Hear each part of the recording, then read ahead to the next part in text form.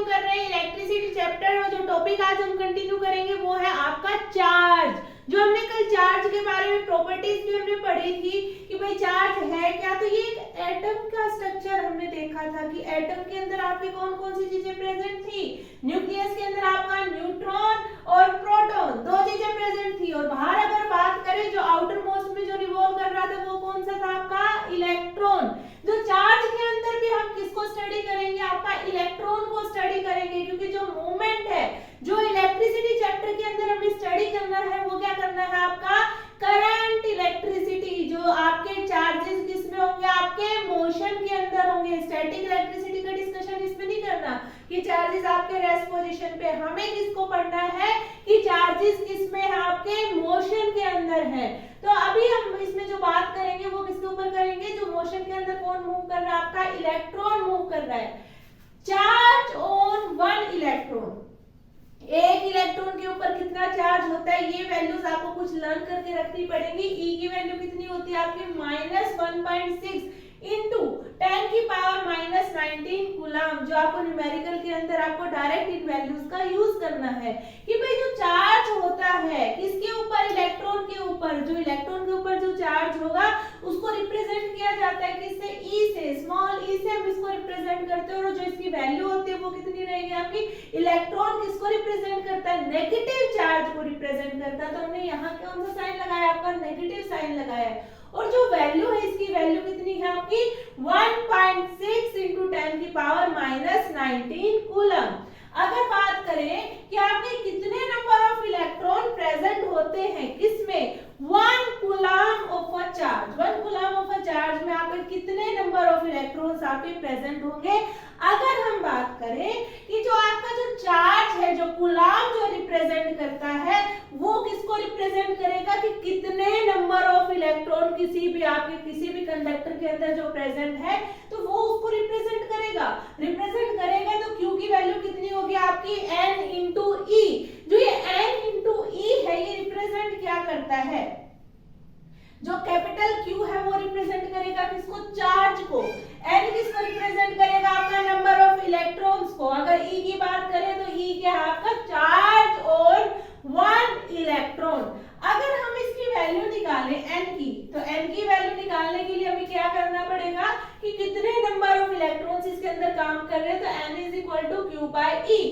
Q की वैल्यू कितनी है आपकी 1 कूलम की, एक कूलम ऑफ चार्ज के अंदर कितने नंबर ऑफ इलेक्ट्रॉन्स आपके मूव कर रहे हैं। तो वो वैल्यू कितनी हो जाएगी आपकी 1 डिवाइड बाय 1.6 इंटू 10 की पावर -18। जब हम इसको कैलकुलेट करते हैं तो वैल्यू जो है आपकी नियरली कितनी आती है आपकी 6 इंटू 10 की पावर -18। जो भी कोई नंबर होता है उसमें हम यूनिट का यूज नहीं करते, तो इसके पीछे हमने यूनिट का यूज नहीं किया। लेकिन जो हमें इसकी n की एग्जैक्ट वैल्यू जो यूज करते हैं वो वैल्यू कितनी होती है आपकी n is equal to 6.25 into 10 की पावर -18। तो अभी तक यहाँ हमने बात की चार्ज की, आगे हम बात करेंगे करंट की।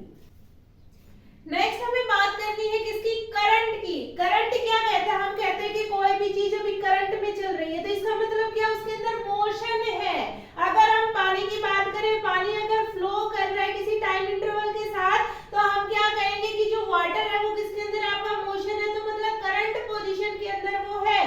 अगर आपका चार्ज फ्लो करता है पर यूनिट टाइम तो उसको हम क्या कहेंगे, current. It is the flow of charge. Current है क्या आपका flow of charge per unit time. भाई आपका टाइम इंटरवल उसके अंदर दिया गया होगा, भाई इतने टाइम के अंदर इतने चार्जेस को इसमें से मूव करना है, तो वो किसको रिप्रेजेंट करेंगे, करंट को। अगर वो चार्जेस मूव नहीं करते हैं तो वहां पे आपका करंट फ्लो नहीं करेगा।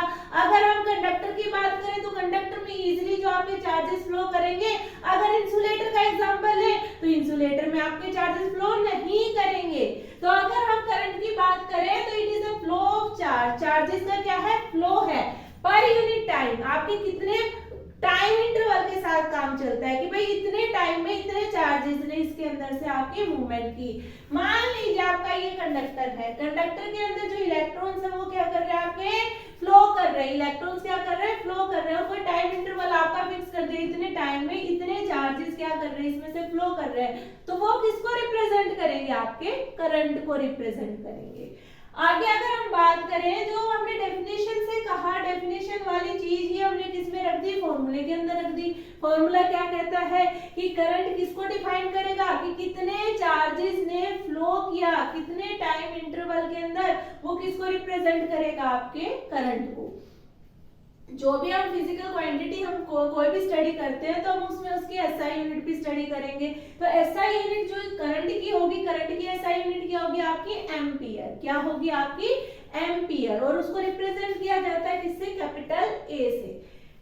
Current is measured by ammeter, जो एक इंस्ट्रूमेंट यूज किया जाता है। अगर हम कहें कि भाई अगर इसके अंदर से जो करंट फ्लो कर रहा है इसको हमें मेजर करना है, तो मेजर करने के लिए हम कोई इंस्ट्रूमेंट लेके आएंगे। भाई इंस्ट्रूमेंट है वो चेक करके बताएगा कि भाई इसके अंदर करंट फ्लो कर रहा है कि नहीं कर रहा।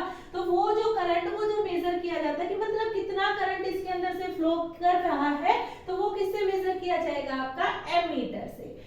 आपके स्मॉल करंट भी प्रेजेंट होते हैं, मतलब ये नहीं है कि ज्यादा ही आपको करंट मिले, स्मॉल क्वांटिटी के अंदर भी आपको करंट मिलते हैं। तो जो स्मॉल क्वांटिटी में आपकी 2 यूनिट्स के अंदर आपको करंट मिलेगा। एक कौन से में मिलेगा, आपका 1 मिली एम्पियर। 1 मिली एम्पियर मतलब करंट तो छोटा है, लेकिन इससे भी छोटा एक और भी है, वो कौन सा, आपका माइक्रो एम्पियर। तो 2 करंट यूनिट्स को हमें लर्न करके रखना है। एक कौन सा आपका मिली, मिली किसको रिप्रेजेंट करेगा, स्मॉल एम, ए से हम इसको रिप्रेजेंट करते हैं। और जो इक्वल किसके होता है, आपका 10 की पावर -3 एम्पियर। जो ये वाले रिक्वायरमेंट्स है ये आपके न्यूमेरिकल्स के अंदर बिल्कुल यूज होंगे। और न्यूमेरिकल्स जब हम करेंगे तब आपको डायरेक्ट ये वैल्यूज लर्न होनी चाहिए कि 1 milli ampere is equal to 10 की पावर -3 एम्पियर। अगर हम बात करें माइक्रो एम्पियर की, तो माइक्रो एम्पियर म्यू ए से हम इसको रिप्रेजेंट करेंगे। और जो पावर होगी इसकी कितनी हो जाती है, 10 की पावर -6 एम्पियर। तो यहाँ तक बात की हमने करंट की। आगे इसको कंटिन्यू रखेंगे। इंस्ट्रूमेंट कौन सा आपका यूज किया जाता है, इंस्ट्रूमेंट का यूज कैसे होगा। हमने कहा कि करंट को मेजर करने के लिए हम एक इंस्ट्रूमेंट का यूज करते हैं। उस इंस्ट्रूमेंट का हमने नाम बताया क्या है, एमीटर। इस एमीटर को कनेक्ट कैसे किया जाता है, इसकी रेजिस्टेंस कितनी होती है, ये अभी हमें डिस्कस करना है। कि जो इसका सिंबल रहेगा, सिंबल जो रहेगा उसको हम किससे रिप्रेजेंट करते हैं, ए से। जो एमीटर है उसको किससे रिप्रेजेंट करेंगे, कैपिटल ए से। और इसका एक टर्मिनल पॉजिटिव को रिप्रेजेंट करेगा और एक टर्मिनल किसको रिप्रेजेंट करेगा, नेगेटिव। ये एक पॉजिटिव और एक नेगेटिव का मतलब क्या है, इस इंस्ट्रूमेंट में आपके 2 की प्लग्स होते हैं और 2 की प्लग्स पे एक पॉजिटिव साइन होता है और एक कौन सा होगा, आपका नेगेटिव साइन। और इस पॉजिटिव नेगेटिव को कनेक्ट कैसे करना है वो अभी हम देख लेते हैं। It has low resistance. अब रेजिस्टेंस कम है, इसका मतलब क्या है कि ये इजीली करंट को क्या करने देता है, आपका फ्लो करने देता है। कि मतलब जो इसमें जो आपकी रेजिस्टेंस जो लगेगी, जो इसमें रुकावटें जो आएंगी वो आपकी क्या रहेंगी, कम रहेंगी। क्योंकि इसने साफ साफ बोला है कि जो एमीटर के अंदर रेजिस्टेंस कैसी होती है, आपकी कम होती है। तो इसका मतलब करंट जो है आपका ज्यादा फ्लो कर सकता है अगर रेजिस्टेंस बहुत ज्यादा है। अगर आप कहीं खड़े हैं और बहुत सारे लोग वहां हैं और आपको क्या करना है, उनके बीच से निकलना है, तो आपको काफी प्रॉब्लम फेस करनी पड़ती है। और एक एरिया आपका ऐसा है कि जिसके अंदर आपका खाली स्पेस है और आपको इजीली वहां से क्या कर जाएंगे, मूव कर जाएंगे। यही चीज यहाँ कंसेप्ट आपको रेजिस्टेंस के लिए लगाना है कि जो रेजिस्टेंस कम है तो इसका मतलब फ्लो किसको करना है, आपके करंट को फ्लो करना है। तो करंट क्या करेगा, आपका इजीली फ्लो कर जाएगा। जो मोशन है जो इलेक्ट्रॉन्स का वो आपका इजी रहेगा। अगली बात ये क्या कहता है कि it always connected in series. जो एमीटर की जो कंडीशन है वो क्या है आपकी, कि ये रेजिस्टेंस कम पर काम करता है और ये किस में कनेक्ट होगा, आपका सीरीज के अंदर। अब जो सीरीज है, सीरीज क्या कहती है कि जहां भी एप्लायंस में आपको रिक्वायरमेंट है करंट की, उसी के साथ ये लगकर काम करता है, उसी के साथ ही कनेक्ट किया जाएगा। ये नहीं है आपके उस पॉइंट से किसी और जगह आपको कनेक्ट करना पड़ेगा रेजिस्टेंस को। तो आपका जो ये एमीटर है, एमीटर एक तरह से आपके रेजिस्टेंस का ही काम करेगा, लेकिन मेजर किसको करता है, आपके करंट को मेजर करता है। अब हमने क्या कनेक्ट किया है, पूरा एक क्लोज लूप हमें बनानी, क्लोज सर्किट हमें बनानी है। क्लोज सर्किट में अभी हमें कुछ दिख रहा है ओपन, क्या दिख रहा है, यहाँ पे खाली स्पेस है, की है आपकी। नेक्स्ट आपकी बैटरी है, बैटरी के अंदर एक टर्मिनल आपका पॉजिटिव और एक टर्मिनल आपका नेगेटिव है। अब ये जो एक लाइन आपकी बड़ी होती है और एक लाइन छोटी होती है, तो ये किसको डिफाइन करती है कि जो ये आपकी स्मॉल वाली लाइन है ये आपके लोअर पोटेंशियल को। किसको? लोअर पोटेंशियल को, जिसकी वैल्यू मान लीजिए आपकी 5 वोल्ट बैटरी अगर यहाँ पे लगाई गई है तो वो 0 को इंडिकेट करेगी, आपकी कम वैल्यू को इंडिकेट करेगी। और हाईएस्ट जो है ये बड़े वाली लाइन है, ये किसको रिप्रेजेंट करेगी? आपके हायर वोल्टेज को रिप्रेजेंट करेगी। तो दोनों ये बातें क्लियर है कि आपके एक जो ये हायर पोटेंशियल को और ये किसको इंडिकेट कर रही है? आपके लोअर पोटेंशियल को। अब हमने कहा कि एमीटर मेजर करेगा किसको? करंट को। तो करंट को लगाना किस में है? आपका सीरीज के अंदर लगाना है। तो खाली स्पेस आपको दिख रहा है, खाली स्पेस में हमें क्या करना है? एमीटर को लगा देना है। एमीटर आपका जो सिंबल है ए है, और जो इसका जो पॉजिटिव टर्मिनल है यहाँ भी क्या लगा देना? पॉजिटिव। दूसरा नेगेटिव टर्मिनल है, यहाँ क्या कौन सा साइन आ जाएगा? आपका नेगेटिव। तो इस तरीके से हम किसको मेजर कर लेंगे? करंट को मेजर कर लेंगे कि इस सर्किट के अंदर, इस एप्लियंस के अंदर आप कितना करंट फ्लो करा रहे हैं, जो ये एप्लियंस काम करेगी। तो जो आपका जो इंस्ट्रूमेंट यूज किया जाता है वो कौन सा होगा? आपका एमीटर। और जो इसके अंदर रेजिस्टेंस लगती है बहुत ही कम रेजिस्टेंस लगेगी, और कनेक्ट किसमें होता है? आपका सीरीज के अंदर। आगे बात कंटिन्यू रहेगी आपकी पोटेंशियल डिफरेंस की।